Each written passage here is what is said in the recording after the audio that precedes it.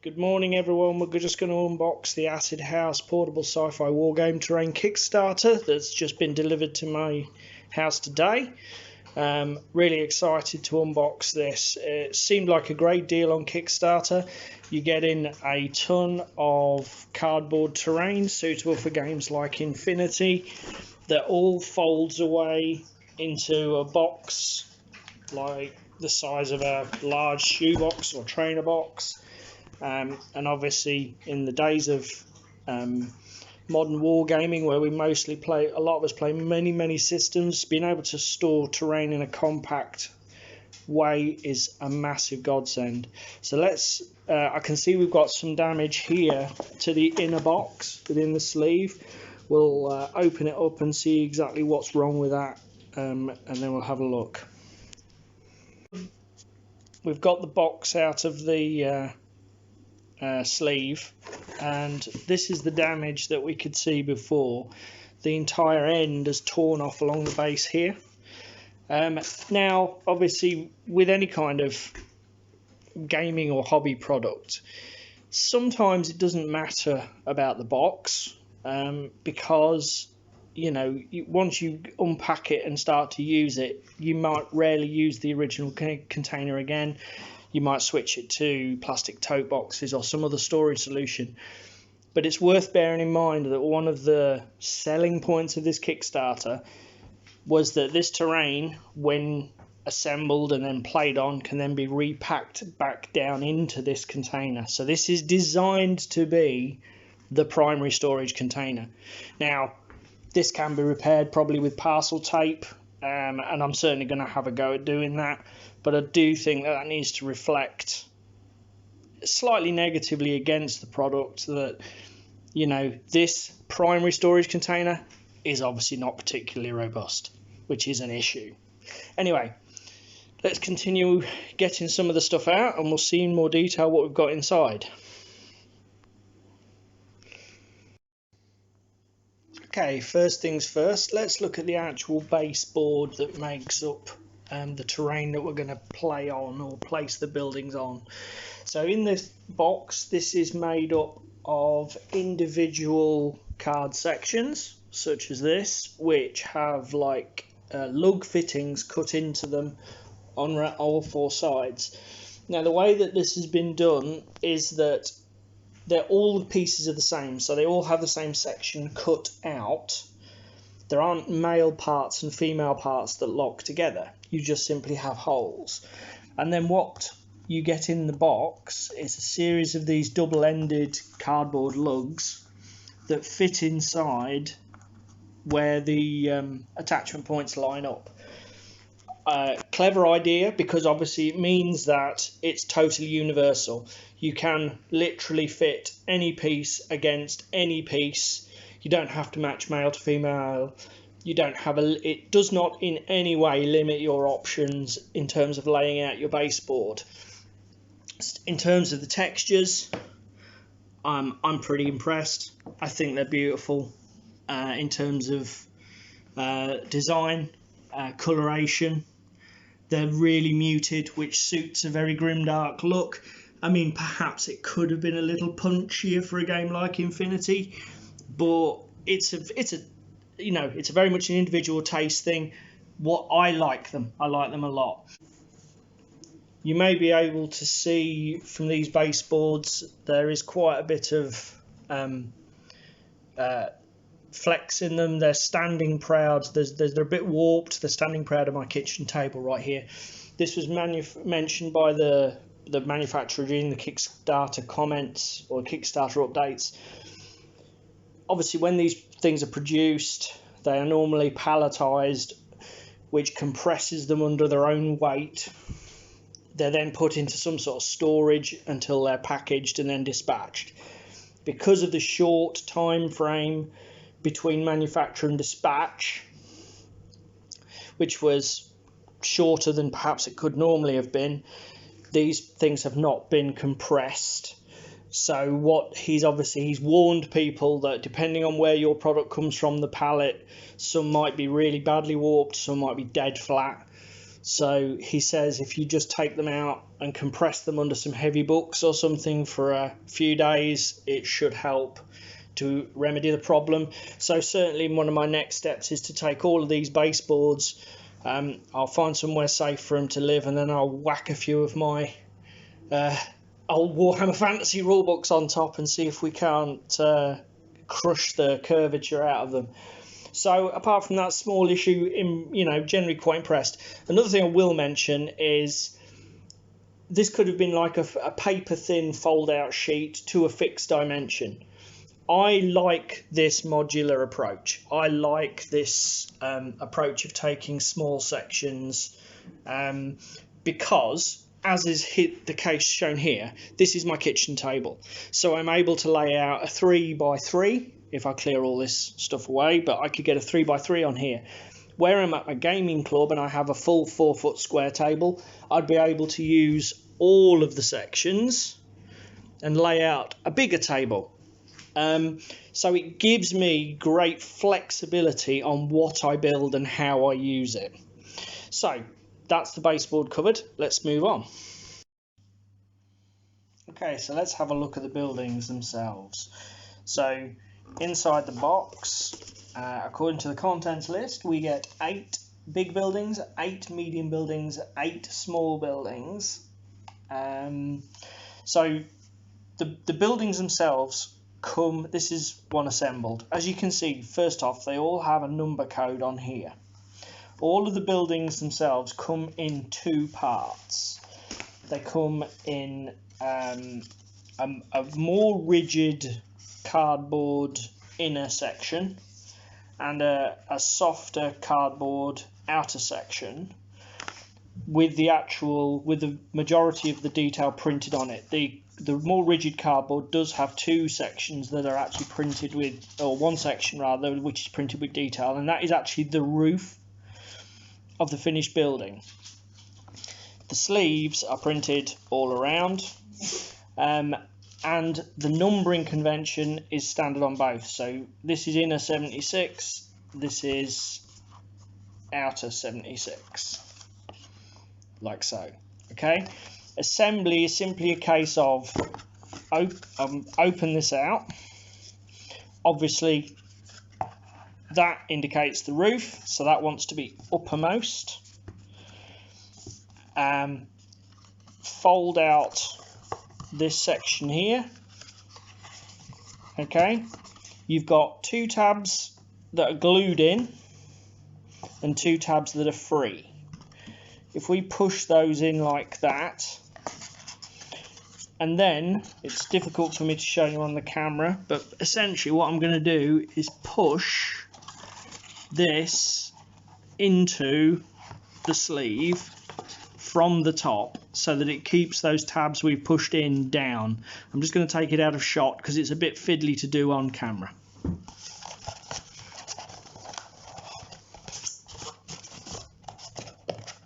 There we go. Now I wasn't reaching over the camera. That was, trust me, that was quite easy to do.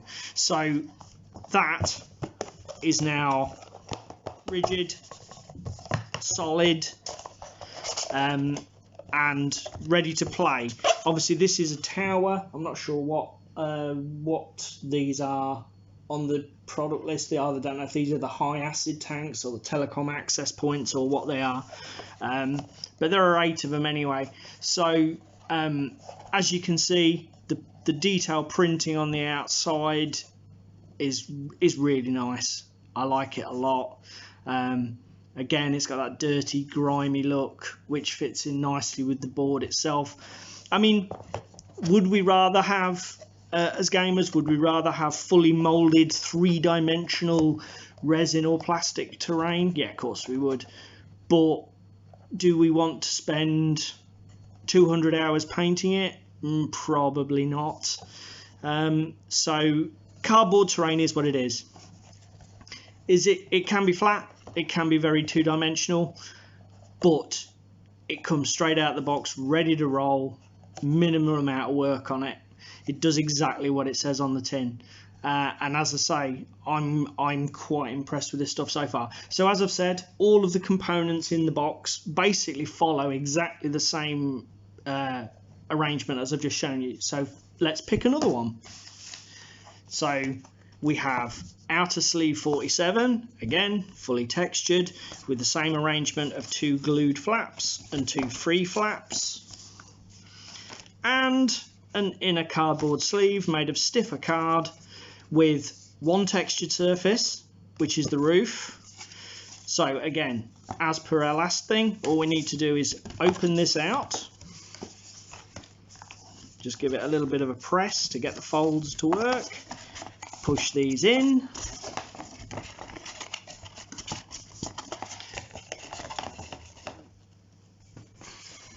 again take our inner sleeve and unfold it.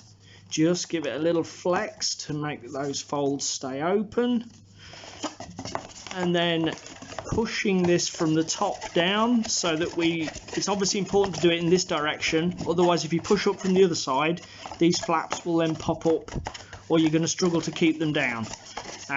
So pushing in from the top, again this is fiddly to do when I'm reaching around my camera because it's such a snug fit, but that you can see how tight the fit is here, look, in shot.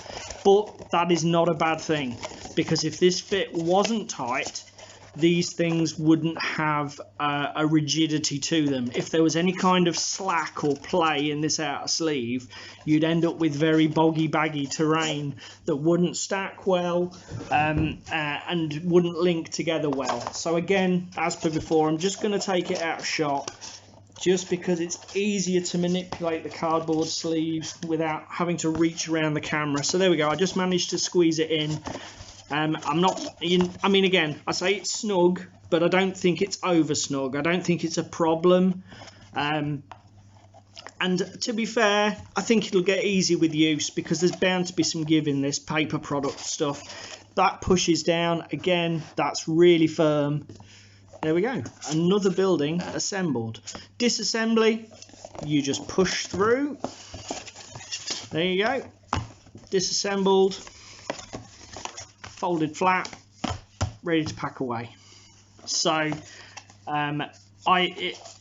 does it do exactly what it says on the tin? Yeah, of course it does. I think this aspect of the Kickstarter, they've absolutely nailed it. This stuff's really quick to put together, really quick to assemble. There you go, look, second time around, nowhere near as fiddly and snug as the first time around, and I think that'll happen with use. One other comment while we've got this in shot, I'm really pleased with this parapet here. I've assembled a lot of this cardboard style buildings, and I've even done similar things in MDF, which then have to be painted, etc. And you often get these parapets for cover and other uses in game, and to be honest, some of them are bloody ridiculous. They're like 2mm high or 4mm high. These are good substantial parapets with, you know, you place a model behind that, that model's in cover, and I really like that. I think it's a nice touch. Also, if you're playing on larger scales like 35mm, again, better. So there we go, that's the buildings. What I'm probably going to do now is assemble a whole load of the stuff and stack it up on the table, and then show you what it looks like in terms of coverage and when it's all put together. And then I'll cover some of the smaller pieces, because you've got lots of little decorative things like bridges and ventilation covers and all sorts of stuff. So let's get on with that. Just a quick something that's come up during assembly. When you are putting the inner sleeve inside the outer sleeves, obviously you can get it engaged initially engaged like so, it's just engaged. When pushing down, push on these rigid edges, do not push down here, okay? The reason being for that is that the if you push down on the center, you can crease the actual cardboard, and I don't know if it's actually visible on camera, but this one I pushed down on the wrong place and I've actually got a crease line, which is, yeah, it's not going to pick up on the camera, but they're just about. You've got a visible crease line that follows that. So as I say, when you're pushing down, make sure you push down on these rigid supported sides, not the open sides.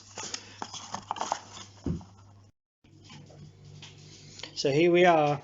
I've assembled basically half of the contents of the box I received. So that is 6 terrain tiles and 4 of every single one of the terrain pieces that came in the set. So that is 4 large buildings, numbered 85, 4 medium buildings, numbered 47, 4 small buildings here, numbered 96, and we've also got the container, sort of like even smaller than the small building. I don't know what they're called, numbered 82, 4 of the large towers, numbered 76, 4 of these sort of flat barrier type pipe constructs, which I've used both as roof detailing and as sort of linear obstacles on the battlefield. We've got these little mini containers here, and we've got the bridges. Now, I think that's it, 4 of each component. One of the things that has occurred to me on doing the assembly is these large parapets that I mentioned in my earlier part of the video are obviously a design choice to facilitate the bridges. So the bridges are interesting. I mean, they're not bad. They are obviously sturdy enough to support metal miniatures. Here you see some of my Infinity miniatures added for effect. And the bridge is quite capable of supporting that and probably 2 or 3 others. The way the bridges go together is interesting. Let me just place the camera on the tripod and I'll see if I can show you how it works. So this is the assembled bridge, and essentially we have 3 components.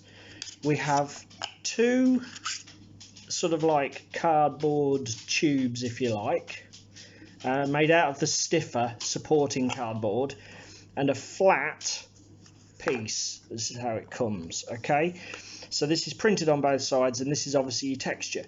The way it works is quite simple. You fold that up so it comes like that, and you fold it like so, and then you literally just push these in these gaps, and that gives it its 3-dimensional rigidity. Now, when I first started doing this, I thought, well, that's not very good. But you know what? It actually works better than you think it would. Is it going to be particularly robust for play? Ooh, not sure. Not sure is the honest answer to that. I suspect that during play, these things are going to get knocked out like that.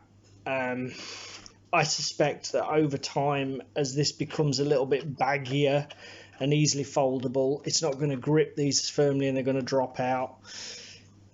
But that's me, perhaps, you know, voice of doom and glooming. I don't know that yet. We'll have to wait and see what happens.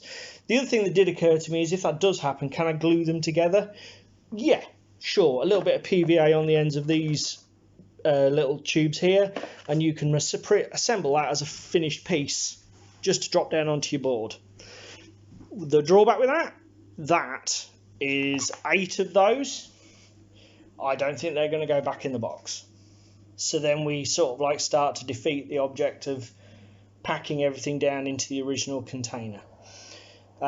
So generally, really pleased. I think it looks great. As I say, I'll give you a quick swoop around. I've attempted to place some of my Infinity models for effect there, and I think you can see they look really well at home in the terrain. There's plenty of details, there's plenty of elevation points and lines of sight obscured really well. As I say, I've used half the terrain on half the tiles, so this is a good representation of what you get in the box in terms of coverage and in terms of what you can expect during gameplay. And I think it's fine, even for a game that's as terrain intensive as Infinity. I mean, the only thing is obviously the choice of the printed finish does somewhat limit the application. I mean, I think it's a bit too modern futuristic for games like Batman.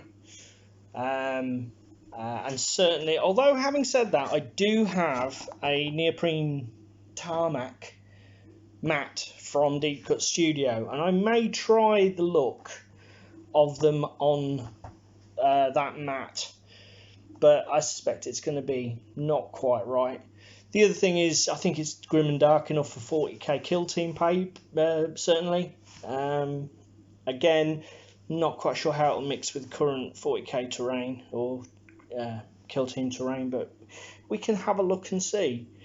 So I think that pretty much wraps up everything I've got to say about the product as I have experienced it with unboxing it on day one. Again, I have to caveat, I haven't played with it yet. The other thing I haven't done is looked at any of the videos, because the letter in the box said that there are videos available for assembly and stuff like that. So I haven't looked at that. Literally all I've done is opened the box and then just worked my way through it, or winged it, based on the fact that I'm a gamer with nearly 30 years of experience. You know, playing games and assembling terrain and building terrain since Road Trader back in the 80s. So, as I say, I think it's definitely a good product. The other thing I'll do, I'm going to do one last step. What I'm going to do is I'm going to follow the process through, strip down, fold it all down, and let's see if we can get it back in the box as it says we can on the Kickstarter, and how that looks. And the other thing I will do is look and just see what I actually paid, because to be fair, it's such a time ago I can't remember, and we'll see how I feel it stacks up for value for money. And I will see you in a bit. And we're all done. It's all back in the box. As you can tell from the beginning of the video, it's not as it came. When it was sent to me, the Kickstarter people had used a mixture of these paper bands and these sort of small black elastic bands to hold the components together. Could I have reused these? Yeah, these look like they're fine and will last a good long while. These were a bit fiddly, because obviously they had to be slid carefully down the components to avoid tearing the corners or snagging them. It was a bit more hassle than I was willing to put up with. And as I have loads of these bags bought on eBay for next to nothing for storing board game components and various other things, all I've done is I've packed the various parts down into individual bags. So all of the 76 inners and outers are in there, etc. All the 68 inners or outers are in there, etc. And packed it into the box. I didn't have to pack it and then repack it and then repack it to get it all fit. It all went in first time, and the lid closes just fine. So again, I have to say, another tick in the box. Can you do as the Kickstarter says, use it, then repack it and store it in the original container? Yeah, you can. So that about sums up the video. As just to recap, one niggle I have is the fact that this box arrived damaged. Bearing in mind it is the storage container, I think they should have made sure that it was more robust. I mean, it is obviously just cheap corrugated card, and the way it's been pre-cut and folded is a bit ropey. I mean, you can see here, look, it's already tearing. But I don't know what they could have done. Probably use better quality card, frankly. And the bridges. Are these going to be functional without gluing going forward? Not sure. Another thing that did occur to me as I was putting it back together again is the base tiles. Now, obviously, they are, if I can just quickly expose one, they are pre-printed cardboard. So one thing I noticed when I was taking everything down again is that you won't be able to see it in this light, but trust me, you can see them in the naked eye. There are almost invisible scuff marks just where I've slid the cardboard buildings around, etc. And at the moment, obviously, they're virtually undetectable. But 10, 15, 20 games of Infinity or in, with moving metal-based models around, or metal models around on this, some big tags that have got some weight behind them. Are we going to scratch this cardboard texture? Are we going to start to see white dotting and wear on it? Possible. Obviously, only use will tell. But I will say this. If that does happen, and it ends up that there are certain tiles that are not usable or look ugly, and I can't cover the damage with the buildings anyway, which is another thing, obviously, that you can do, is I can just use all this on a gaming mat. I have a ton of 4x4, 3x3 gaming mats for various games from various different companies, and if nothing else, this is all just very versatile cardboard terrain that can be popped up and slapped down on any gaming mat. So is it a game breaker, deal breaker? No, I don't think so. And as I say, I'm sure that I'm going to get a significant amount of use out of these anyway. And that's it. So thank you very much. I hope you enjoyed the video, and we'll catch you later for another one. Right guys, one last comment about price. I backed the Kickstarter at €148 for everything that you saw in the video. So that's 12 terrain tiles and 8 of every component that was shown. I generally set a budget for £150 for a 4x4 table. So at €148, we're well within that for getting what I consider to be a good set of attractive looking terrain to play on a 4x4 space. One thing that shouldn't be underestimated is the compact nature of this terrain. I've got over 4 80-litre totes at this point of various terrain types: fantasy, sci-fi, winter, you name it, I've got it, made out of MDF, resin, cardboard, styrene, all sorts of materials.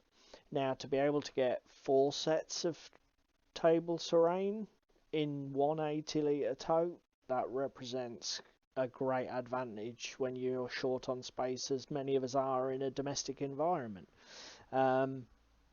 So I wouldn't hesitate to back another Acid House Terrain Kickstarter, unless, of course, I've already got tons of the terrain type that they're doing. But other than that small caveat, yeah, I would definitely back again based on my experience from this one. That about sums up what we've got to say today. Please feel free to like, share, subscribe, and comment below.